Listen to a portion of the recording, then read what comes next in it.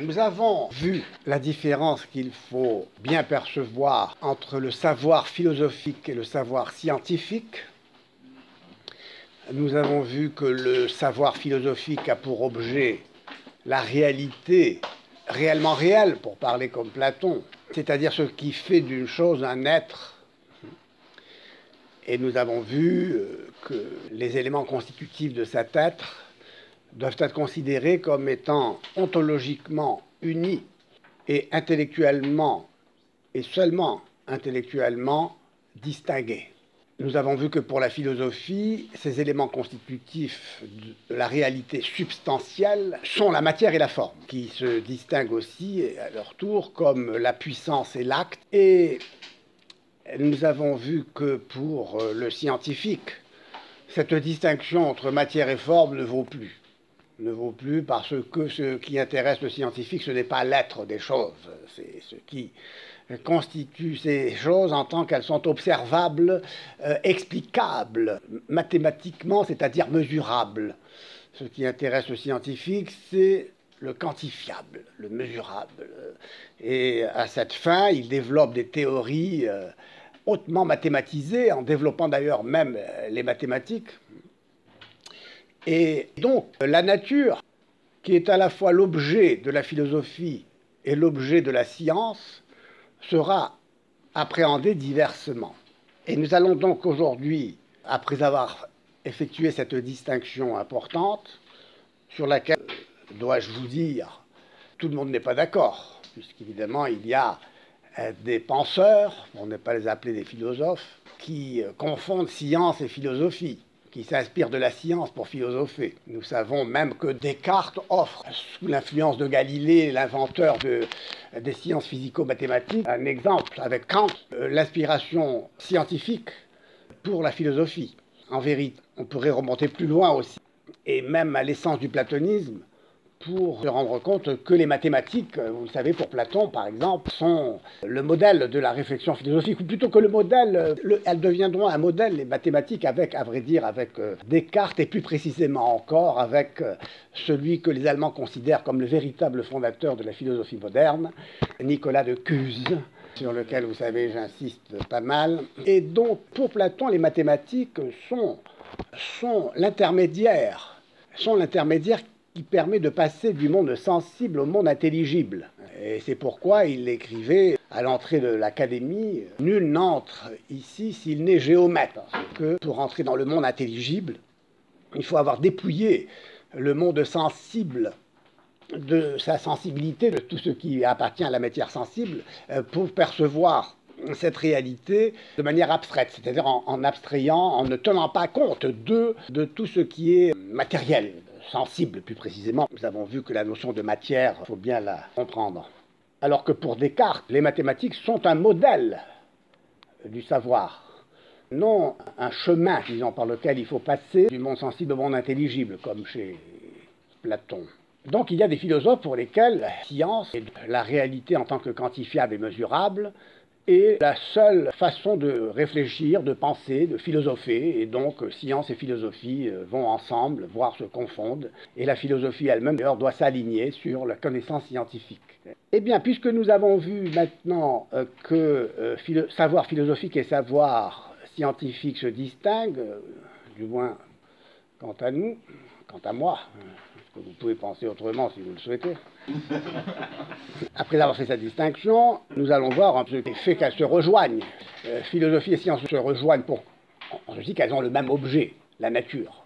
Donc, qu'est-ce que la nature? Voilà la question maintenant sur laquelle nous allons nous étendre. Eh bien, nous l'avons vu, la nature, c'est tout ce qui est. Pour les présocratiques, nous l'avons vu, leur traité, c'est toujours un traité intitulé « De la nature », de ce qui est, de tout ce qui est, voilà, il n'y a que cela. Et donc, il n'y a rien à penser d'autre que la nature. Et cette nature se présente comme ce qui change. Toute cette histoire de la connaissance de la nature, ou de l'interrogation sur ce qu'est la nature, c'est-à-dire sur ce qui la constitue, ce qui fait que la nature est la nature, eh bien, à partir d'Aristote, nous savons que Cette nature, c'est ce qui se présente sous forme substantielle dans la multiplicité de réalités que sont ces substances et qui sont autant de réalités, autant d'être là, dirait-on. Voilà, s'il faut retenir cette formule. Il y a une multiplicité donc qui est intelligible parce que de toutes ces choses qui sont, je peux dire justement qu'elles sont et ce qu'elles sont. Je peux dire ce qu'elles sont parce qu'elles ont une forme, et je peux dire qu'elles sont parce que cette forme avec la matière constitue justement la substance, c'est-à-dire l'étant, pour parler de manière moderne si vous voulez, parce qu'on pourrait dire tout simplement l'être de ce qui est, l'être de ce qui est, mais peu importe ici. To on, l'étant, grec, Lucia, l'être de ce qui est, ce qui fait l'être de ce qui est. C'est bien parce que les choses sont que le ressort du questionnement philosophique est de savoir pourquoi les choses sont. Comment se fait-il qu'il y ait quelque chose plutôt que rien? C'est la question qu'il faut se poser si on veut être philosophe. Quand on ne se pose plus cette question, eh bien on est sorti de la philosophie, pour ainsi dire. On va sombrer dans le bavardage, l'herméneutique, scolastique multiple, qui essaieront de dire ce qui n'est pas. Tiens, il s'agira de dire ce qui n'est pas, de dire, tiens, de ne rien dire. Tiens, ah ben voilà, de ne rien dire, ou de dire le rien. C'est dire le rien, c'est un véritable défi pour l'intelligence, qui elle-même n'est intelligence que parce que justement elle s'éveille au contact de ce qui est, du réel. Sinon ce serait une intelligence qui tournerait à vide, et qui serait même avide de vide. Bon, pour s'amuser un peu de temps en temps avec les mots, puisqu'on ne croit pas qu'aux mots. Moi, je ne crois pas qu'aux mots. Je pense que les mots renvoient aux choses, qu'elles ne remplacent pas les choses, comme au CAM. Alors donc, il s'agit maintenant de savoir ce qu'est cette nature. Le mot nature lui-même, déjà, commençons par savoir ce signifie. D'abord en latin, nature vient de natus, qui signifie être né, naître. Et c'est un écho au sens grec du mot phuein, c'est-à-dire croître. Être engendré aussi. La nature a à voir avec la naissance, avec la croissance. Alors, phuein, transposé, c'est P-H-U-E-I-N. Phuein, qui a donné la phusis, la nature, la phusis. Donc, nous savons que pour tous, cette nature est l'ensemble des choses qui changent, qui se meuvent. Et nous savons que si nous voulons attribuer quelque réalité à cette nature qui change et qui se meut, il faut en dégager, pour ainsi dire, le sens existentiel, pour parler de cette façon, si vous voulez. C'est-à-dire en montrer la réalité, ce qui est réellement réel. Nous l'avons vu, ce n'est pas la forme. L'idée platonicienne qui absorbe toute la réalité au point que ce qui est matériel n'est rien, puisque la réalité, on l'a vu, de Socrate, ou de la fleur, ou du papillon, est dans l'idée de l'homme, de la fleur, du papillon, et donc la réalité n'est pas dans ce monde, de ce monde. La réalité est dans le monde intelligible. Eh bien, nous savons que pour Aristote, qui corrige Platon sur ce point, entre autres, la réalité, c'est une forme dans la matière. Une forme dans la matière. La matière n'est pas le pur néant, le pur non-être. La matière est ce qui peut être, précisément. Ce qui peut être. Ce qui peut recevoir une forme qui lui donne l'acte d'être, au sens où cette forme permet de dire d'une chose qu'elle est, et qu'elle est ce qu'elle est. L'essence et l'être, si vous voulez, ici, composent un nouvel étage de profondeur, compose la réalité substantielle. Alors, nous avons vu que désormais nous avons une nature devant nous, bien réelle, qui change, et dont nous pouvons dégager l'intelligibilité. Nous n'avons pas renoncé à l'unité de cet ensemble multiple, à l'unité de cette multiplicité, qu'il n'est donc pas un chaos inintelligible. Nous savons donc que désormais, nous pouvons étudier cette nature. Elle peut faire l'objet d'une connaissance philosophique et d'une connaissance scientifique. Et cette connaissance philosophique de la nature va consister à savoir quelles sont les causes de cette nature, disons, de ces êtres qui constituent l'ensemble de la nature, ces substances, et qui sont donc constitués d'éléments constitutifs, la matière, la forme, et qui, parce que elle est constituée, cette substance, il faut savoir, une fois que nous avons vu ce dont elle est constituée, il faut maintenant s'interroger sur la cause qui la constitue. Pour les présocratiques et pour les Grecs en général, nous l'avons vu, rien ne peut venir de rien. C'est pourquoi on a expliqué la nature avant Aristote en montrant son caractère infini, éternel plus précisément, à partir d'un élément constitutif, parce que rien ne vient de rien, ne suffit pas à expliquer l'apparition de ce qui est sous nos yeux comme réellement réel. Il ne suffit pas d'avoir montré que matière et forme constituent la réalité substantielle. Il faut aussi savoir pourquoi elle constitue la réalité substantielle. Il faut savoir d'où vient la cause de la matière, la cause de la forme, la cause de ce qui change tout ça, qui meut tout cela, produit tout cela, la cause efficiente ou motrice, et puis la cause finale, vers quoi tout cela conduit. Et pourquoi faut-il chercher ces causes?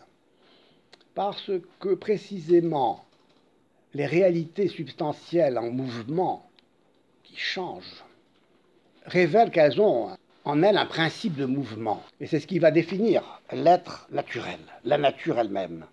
Et on verra que la cause de ce mouvement est intrinsèque ou extrinsèque à l'être substantiel, naturel. D'ailleurs, Aristote, pour nous faire comprendre cela, va distinguer la physis de la techné, c'est-à-dire l'être produit naturellement et l'être produit artificiellement par la techné ou l'art. La techné, c'est ce qui permet de produire une réalité extérieure au sujet qui la produit et qui produit un sujet, un objet, en recourant aux lois d'une production, qui sont les lois de la production technique, en vue de produire un objet, par exemple, beau, comme un tableau, ou un objet utile, comme une table. Cette table, ce tableau, reste là devant moi. Tiens, voilà, j'ai produit quelque chose, mais qui est là devant moi sans vie. Désormais, c'est là comme au repos, sans vie, limite sans mouvement. Le mouvement lui-même n'appartient pas à ces objets que j'ai produits. Juste une voiture, tiens, une automobile. Elle n'est jamais automobile, puisqu'il faut bien que je la rende mobile moi-même en causant le mouvement avec la clé de contact. Tout mobile est mu par un autre. Et précisément, en ce qui concerne l'objet technique, l'objet artificiel, automobile, la cause du mouvement est extérieure à cet objet. Sinon, cet objet reste là, inerte, en repos. Et il ne peut pas se mouvoir. Alors que l'objet naturel, par rapport à l'objet artificiel, c'est-à-dire l'objet technique, se meut de lui-même. Et en ce sens, l'être vivant est le plus parlant pour montrer qu'un être naturel se meut de lui-même. Il a en lui-même le principe du mouvement. Les animaux, les plantes sont des êtres naturels et donc qui se meuvent.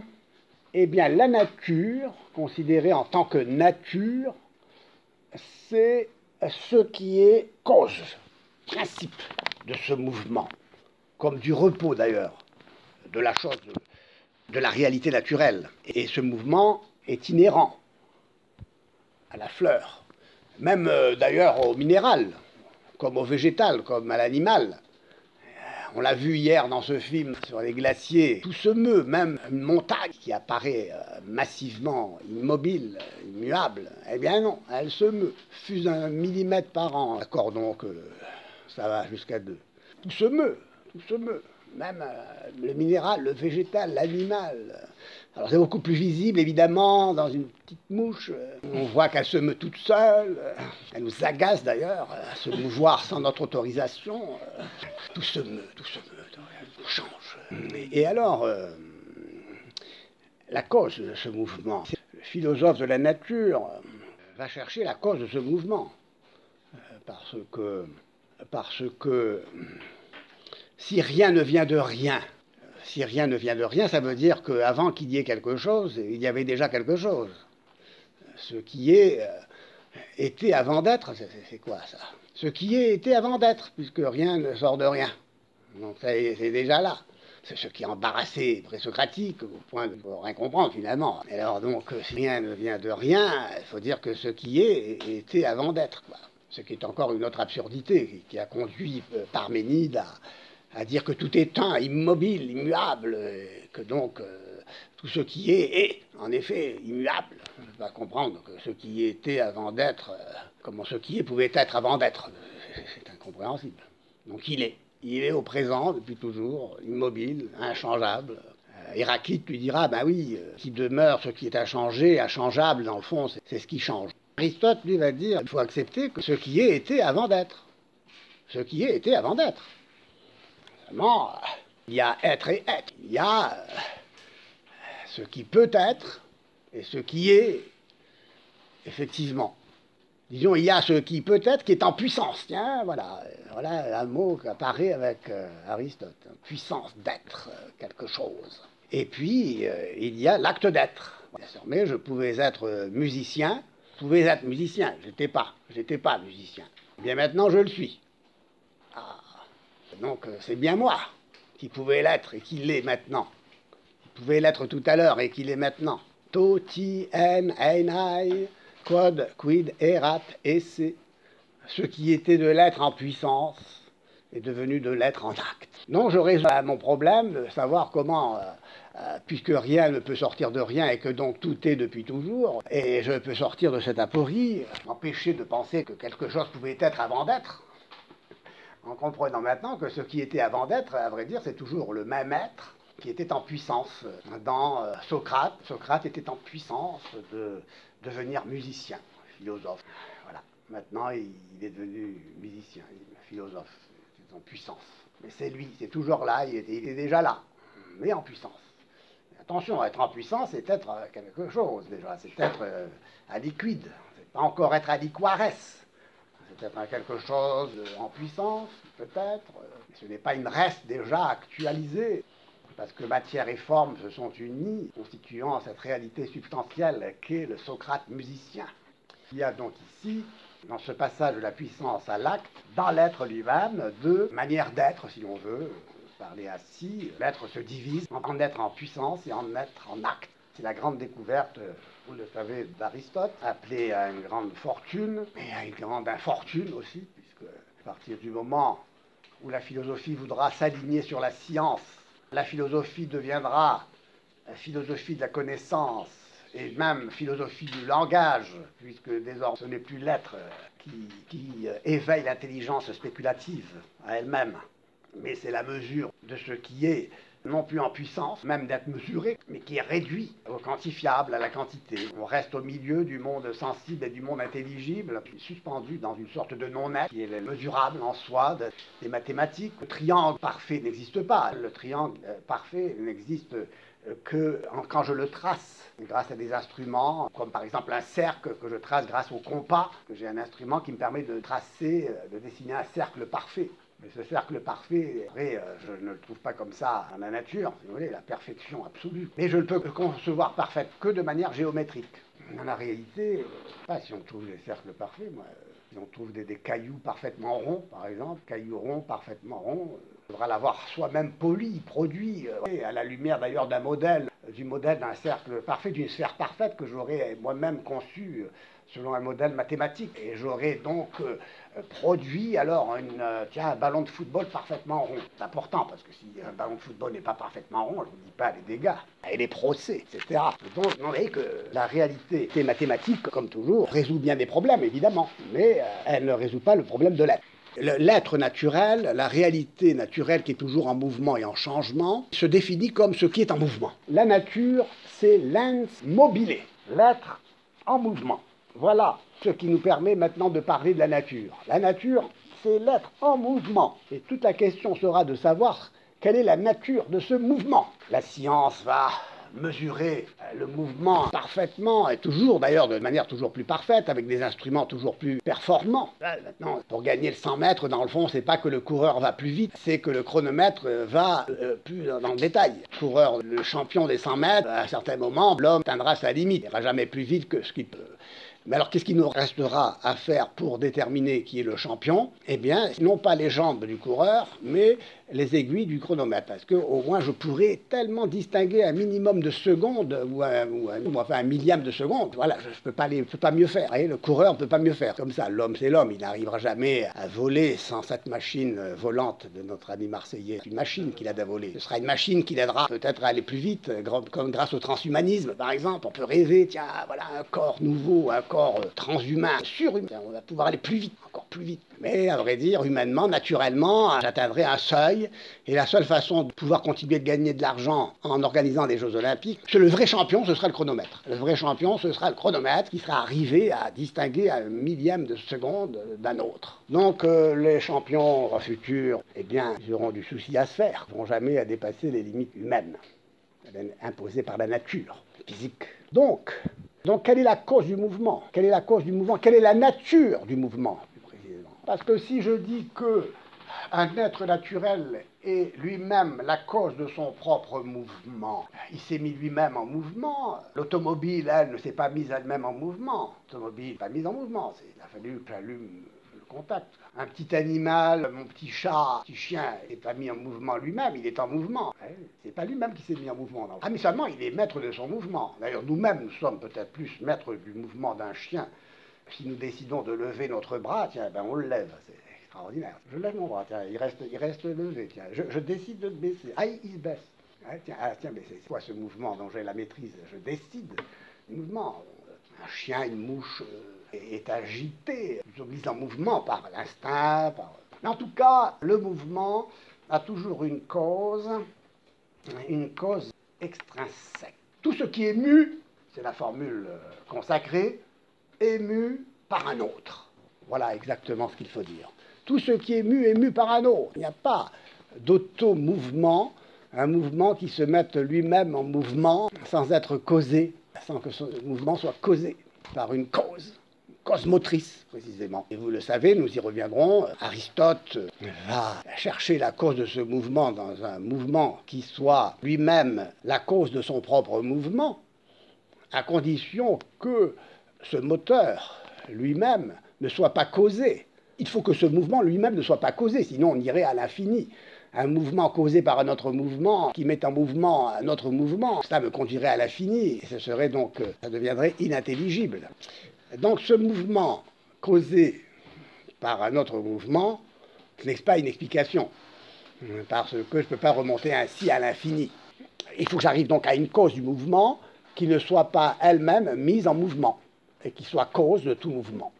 C'est ce que Aristote appelle le moteur immobile, cause de tout mouvement. Et donc que l'être naturel, la nature entière, soit mise en mouvement par une cause qui elle-même dépasse la nature, finalement. Nous verrons bien que c'est là où le grand philosophe, le métaphysicien, s'élève au niveau de pensée qui dépasse évidemment le raisonnement purement scientifique. Le calcul est dépassé, évidemment. On n'est plus dans le 0-1, encore moins dans le binaire, et puis même dans le numérable, indéfiniment mesurable, numérable, divisible à l'infini.